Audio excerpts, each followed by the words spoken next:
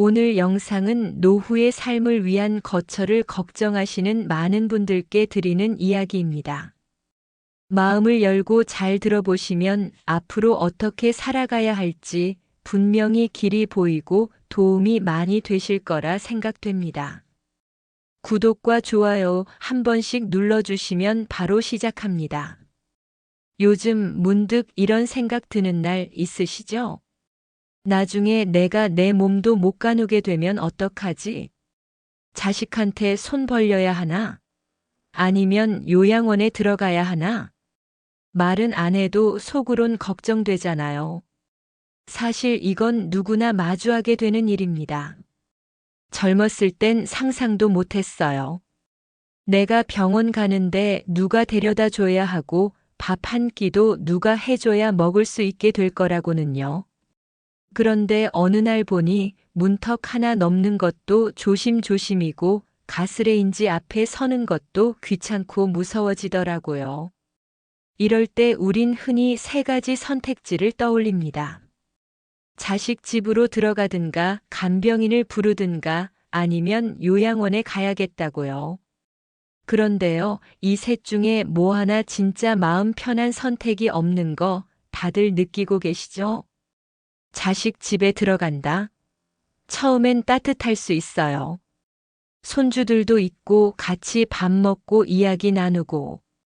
그런데 몇 주, 몇 달이 지나면요. 서로 눈치를 보기 시작합니다. 말 안 해도 알 수 있어요. 젊은 부부도 사는 게 팍팍한데 부모까지 함께 살면 공간도 좁고 생활 습관도 다르고 자꾸만 죄송하다는 말이 입에 맴돌아요. 특히 요즘은 며느리, 사위와 함께 사는 게 예전만큼 자연스럽지 않잖아요. 한 공간 안에서 가족이지만 어딘가 모르게 어색하고 불편한 거 겪어보신 분들은 아실 거예요. 그럼 간병인을 쓴다? 당연히 좋죠. 필요한 도움은 다 받을 수 있으니까요. 그런데 문제는 돈입니다. 하루 몇 시간만 오는 방문 간병인은 그나마 낫지만 종일 돌봐주는 분을 쓰려면 한 달에 몇백만 원이 들어가요. 연금으로는 어림도 없고 자식들한테 손 벌리자니 그것도 마음이 불편하죠. 그렇게 참다 보면 결국 아픈 몸을 이끌고 혼자 병원 가고 대충 밥 때우고 자존심도 건강도 같이 무너집니다. 요양원은 어떨까요? 요양보호사도 있고 식사도 나오고 병원 진료도 연계돼 있고 그런 시스템은 참 좋아요. 그런데 문제는 자유예요. 나가고 싶을 때 못 나가고 보고 싶은 친구도 먹고 싶은 음식도 허락 없이는 안 되는 경우가 많죠. 내 집이 아니라는 느낌, 그 익숙한 벽지, 내가 고른 커튼, 그 하나하나가 그리워집니다. 그리고 또 하나 외로움이에요. 아무리 직원분들이 친절해도 하루 종일 말 한마디 안 하고 지나가는 날도 있어요. 그 안에서도 고립되기 쉽고 사람 마음이 점점 작아집니다. 그럼 정말 방법이 없을까요? 꼭 자식에게 기대거나 요양원에 가지 않아도 되는 그런 방법은 없을까요? 있습니다. 요즘 조금씩 주목받고 있는 방식인데요. 바로 마음 맞는 사람들끼리 작은 공동체를 만들어 서로 돌보며 살아가는 겁니다. 이게 무슨 마을 하나 통째로 만드는 그런 게 아니에요. 아파트 두 세대 나란히 얻어서 친구들끼리 같이 사는 겁니다. 각자 방은 따로 쓰고 밥은 같이 해 먹기도 하고 아프면 병원도 같이 가고. 예를 들어 가평에 사는 박상길 어르신의 이야기입니다. 72세이신데 퇴직하고 나서 혼자 사시다가 외롭고 불안해서 대학 친구 2명에게 제안을 했대요. 우리 같이 살아볼래? 처음엔 농담인 줄 알았대요. 그런데 셋이서 가평 외곽에 조그만 단독주택을 얻어 같이 살기 시작했습니다. 처음엔 어색하고 서툴렀지만 지금은 누가 언제 밥을 하기로 했는지 약속도 잘 지키고 서로가 서로를 지켜보는 눈이 되었다고 해요. 한 분이 며칠 동안 무기력해 보이면 다른 두 분이 먼저 나서서 산책도 같이 나가자 하고 복지관 행사도 알아보고 소일거리도 같이 한다고 합니다. 박 어르신이 이런 말을 하셨어요. 요양원 가면 나는 숫자 중 하나일 것 같았는데 여기선 누가 늦게 일어나도 걱정해주는 사람이 있어요. 이 말이 참 와닿지 않나요? 또 다른 예로 부산에 사는 이은자 할머니. 75세신데 허리랑 무릎이 약해서 외출이 어렵고 자식은 외국에 있어 요양원 가기도 싫었던 분이에요.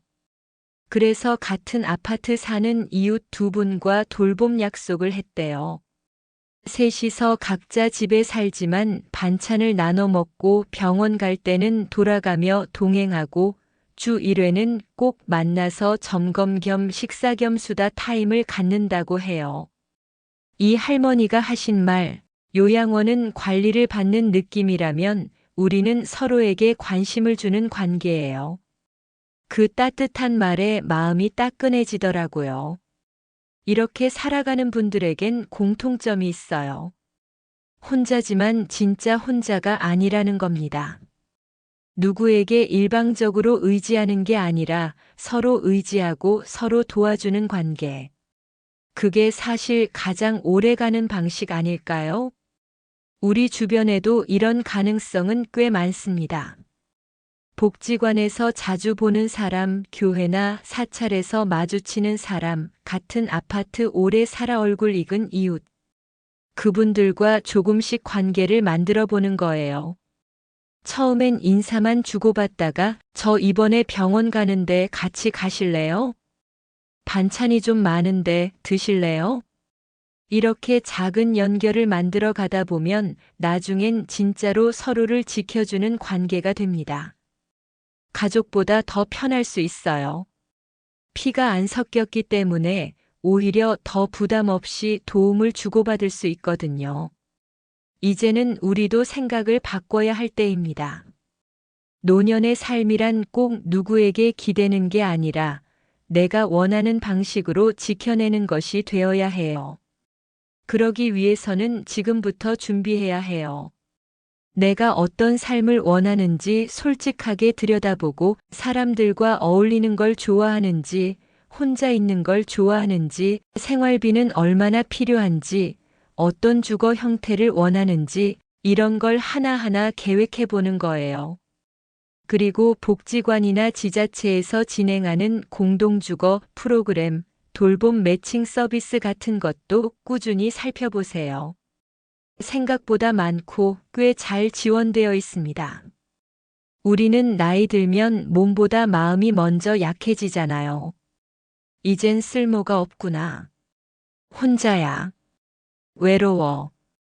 이런 생각이 자꾸 들면 삶이 정말 무너져요. 그럴 때 필요한 건 누군가가 내 하루를 봐주는 겁니다. 누가 내 안부를 묻고 내가 누군가에게 필요한 존재라는 걸 느끼게 해주는 살. 그게 가족이든 이웃이든 오래된 친구든 새로 만난 누군가든 상관없어요. 요양원, 간병인, 자녀 그게 유일한 답은 아닙니다. 이제는 새로운 방식이 필요합니다. 작지만 따뜻한 공동체. 서로를 지켜보며 살아가는 동반자. 그것만 있으면 우리는 요양원에 가지 않아도 스스로 존엄하게 노년을 살아갈 수 있습니다. 지금 이 영상을 보고 계신 당신 아직 늦지 않았습니다. 지금부터라도 나만의 돌봄 방식을 찾아보세요. 당신의 노년은 생각보다 훨씬 더 따뜻하고 자유롭고 든든할 수 있습니다. 이 영상이 여러분에게 조금이나마 위로가 되길 바랍니다. 구독과 좋아요 눌러주시면 영상을 제작하는데 큰 도움이 됩니다. 끝까지 시청해 주셔서 감사합니다.